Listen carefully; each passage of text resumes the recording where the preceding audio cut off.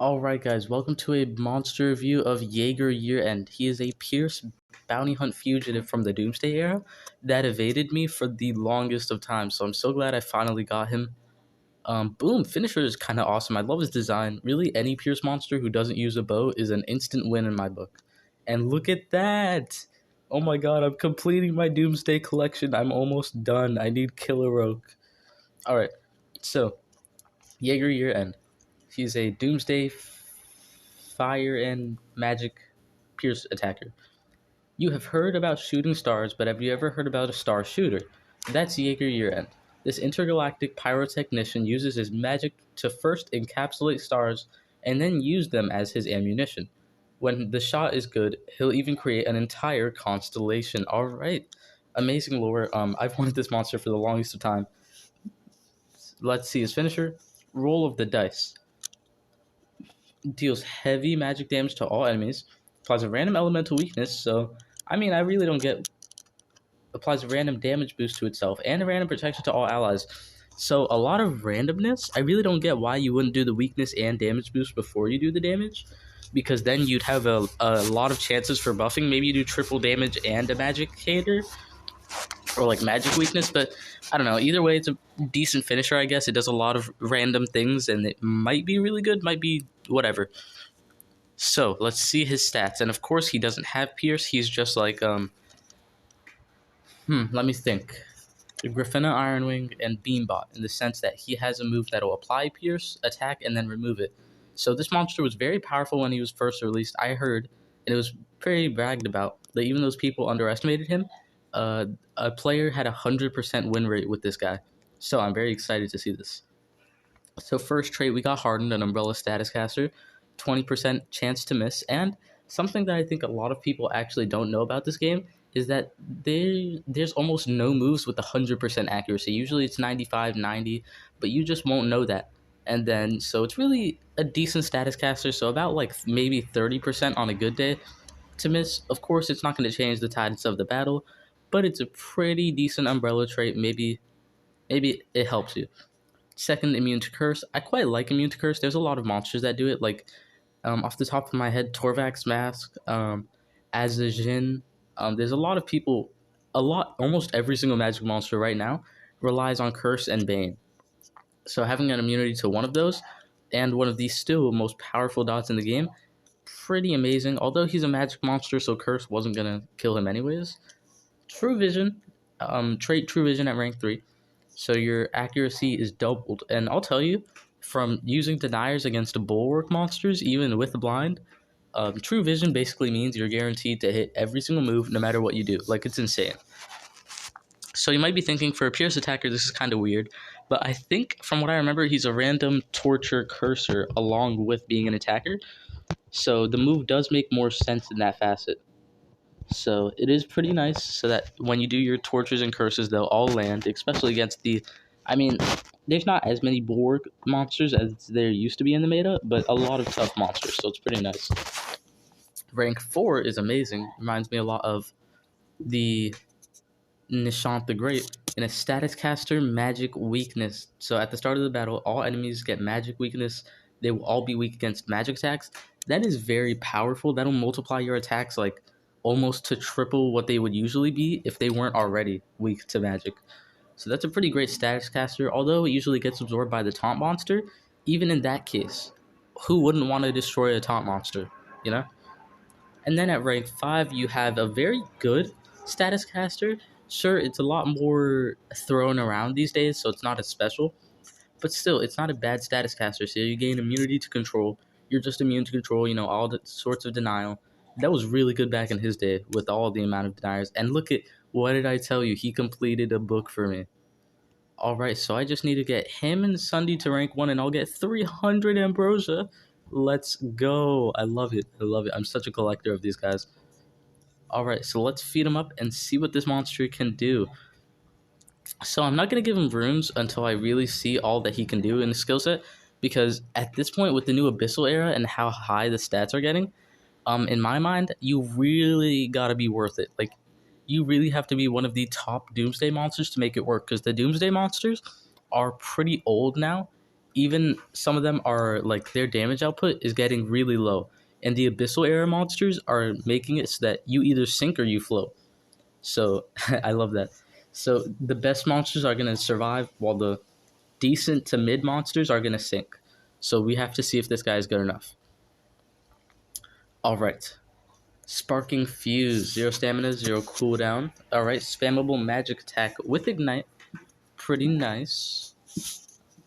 Fire Whackers, random torture to all, 0 stamina, 0 cooldown. All right. You always got to love the 0 stamina, 0 cooldown. And a random torture to all, this could be a very fun. Can't count this.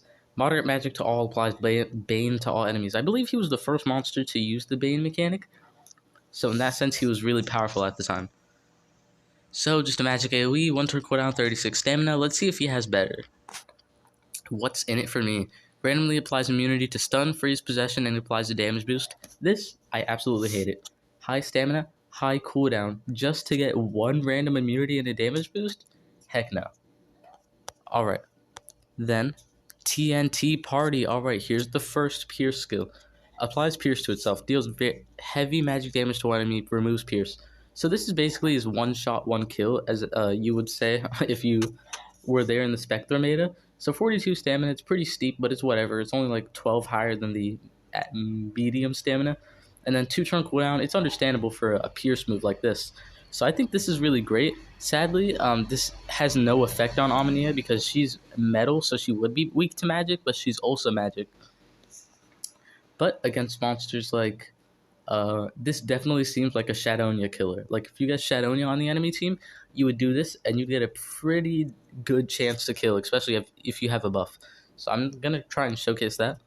But pretty great move. It removes Pierce, but this is why he was such a good monster, because people loved the nature Doomsday era at the time, and they would use Slumster, who would apply positive effect protection, meaning that he wouldn't actually lose his Pierce, and he'd get to use his Pierce for very, very strong AoEs like this one.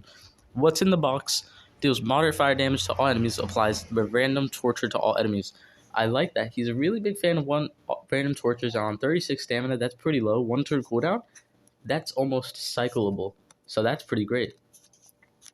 But yeah, this is a really strong fire AoE in a fire meta. That's pretty great.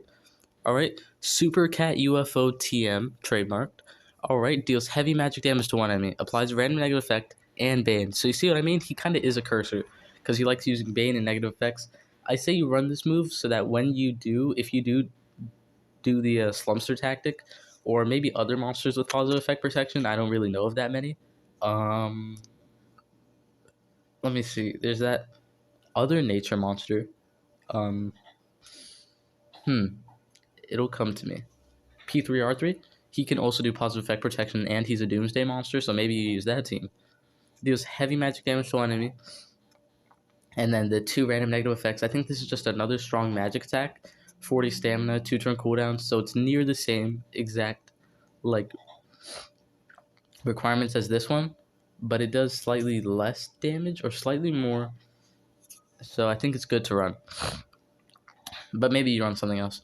And Beating the Odds. Applies Pierce to itself, applies random torture and random weakness to all enemies, and then removes Pierce. So another Pierce move, and it's pretty strong. It applies random torture. Who knows? Maybe if you're going for the stacking torture, keeping Pierce mechanic, you could do this. You could do Fire Whackers, and you could just keep on doing Pierce dots. And there's another random torture to all enemies move. He has 3 random tortures to all enemies AoEs. This guy is an absolute random powerhouse. So I gotta say, I think it'll be really fun. I think it'll be harder to showcase him, because back in the day, at least his stats were insane to go along with his mechanic. Now that's not so much as the case, but I think he's still going to be usable.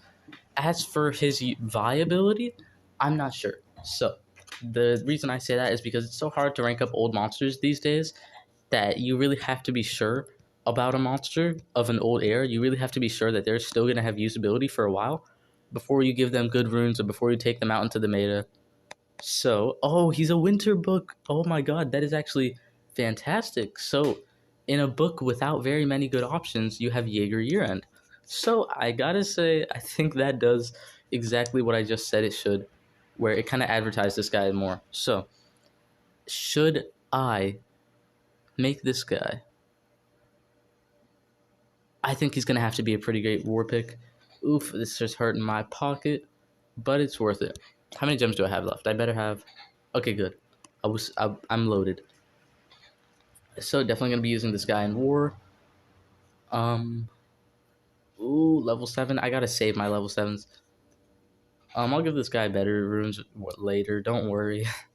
Or maybe I won't. I don't think I will. I always make level 5 runes work. So let's try him out. Of course, his rune slots are double sword. So I think for that, you definitely just got to increase his damage output. I'm not Inheritor because I think I'm going to have to use him in Bounty Hunt until my Connector gets ranked up high enough. So I'm just going to give him 2 Laser Beam Swords to increase his damage output. And let's see it. So increases by 3,000 at base. So I kind of really want to use him in PvP. I'm not in that high of a league yet, so I think there's some weight to it. So definitely going to go Slumpster. Definitely going to go this guy. Doomsday Era. What else? I want to narrow it down to just him. Winter. Yes, he is the only Winter Doomsday Era magic monster I have. Who would have known? So let's try this team out. This team is the fun one. So you want to keep his positive effect protection. You can either do that by doing follow me to him, but I want to do follow me to my tank, so I'm going to run Giggle Water. Only thing is I don't know what you run Giggle Water for. Instead of, actually, I mean, this guy has a pretty great skill set. I wanted to take a juice, but take a juice is so powerful, and it'll allow me to showcase his immune to control status caster through simulation. So, decisions. He's a Pierce monster, so I don't really think cleansing is going to be a top priority for me. I know I'm going to regret that sentence later on in the video, but I can live with that. So, do I remove Sertillion's armor? Yeah, Killer Orc's armor has proved to be a very, very powerful tank armor for me. So I'm going to remove it from you, Lord Nabotis, not like you were anything special. I really thought that Jaeger Yearend had armor relic, which would have been pretty awesome. So, let's see, we got a Nishant the Great, we got a Uriel, the Divine, and we got a Fruit Taster, the Rotten Fruit Man. Alright, so, pretty hefty damage. Let's see what Uriel does. Catholicon. Alright, so thank goodness I can do Follow Me. Protecting positive. Alright, then I've just got to double my own life. Alright, you're going to cleanse it away, Uriel. I know it. Magic Cuts. Oh, you try and possess an immune to control monster. Very smart. Very smart. So, what do I want to do now? Take a juice. Giggle Water.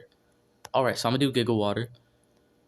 And now, his damage output isn't that high, so what would I do in this scenario? I think I would go for an elemental weakness, go for random torture. Let's see what we land. Metal weakness? No, this is a fire monster. Let's see what you got. For Taster, what did you land? You landed fire weakness. Okay, that's pretty good. Oh, actually, no, I don't think I ran any of his fire moves, sadly. Oof. Alright, evasion. Recharge. How did you not run your Uriel with his move? Like, I don't get that. Alright, so now, he's got the fire weakness, so I think I would just do what's in the box. And sure, he's at a very low level. It's almost impossible to showcase his damage output against 150s. But, you know, blame me for trying. Jesus. Alright, so I think I've got a much better way to showcase him in using him in the rank up survival dungeon. Even though he might not be the best, I am going to have to replace him shortly because, like, you know, it's Christmas week. We're going to be able to buy the best monsters of the Blossom era and below for free. So I'm definitely not going to be ranking them up for too long. But as you saw, I get mad rewards out of this stuff. So I'm going to go, my rank up team is Jaeger Yearend. Oh, and this is also pretty great. It also has P3R3, who's a positive effect protection monster. And let's see, what else was it? Fire Fool. Alright, let's do it. I'm guessing I just had a stamina relic on you. I always have to swap this between you and Shadonia. Idaho longevity. Let's do it. So, and this is ideally the scenario because even though it's probably not Fireful, it's probably gonna be like Shadonia or something like that. You know, you buff, you turn transfer, and then boom, he has a lot of AoEs and a lot of dot AoEs. Like, look at this. I would do this, and he would have true vision, so none of it missed, right? Boom, I got toxins. That is a pretty great damage increase. Boom, I got magic weakness. He is now going to be a lot stronger. So I'm going to do my positive effect protection so that he keeps his pierce. So now look at this. I do my magic heavy. And since I did my pierce weakness move, he actually got magic weakness. Good RNG. So I destroy him. And now look, since I had positive effect protection, he kept his pierce. And now I really want to see him just wreck. So you're a rock star. Let's see what you get. Damage blocked. All right. Immune to torture. Just make him an absolute beast. And then you would destroy with that single. Because that's why I said you want two singles. Because if you run this skill set, you have two singles, one AoE, and a good way to try and get Pierce if you have the right teammates. So I think this guy's an amazing war pick. I mean, we all know how bad the winter books are. He's one of the few great monsters in there.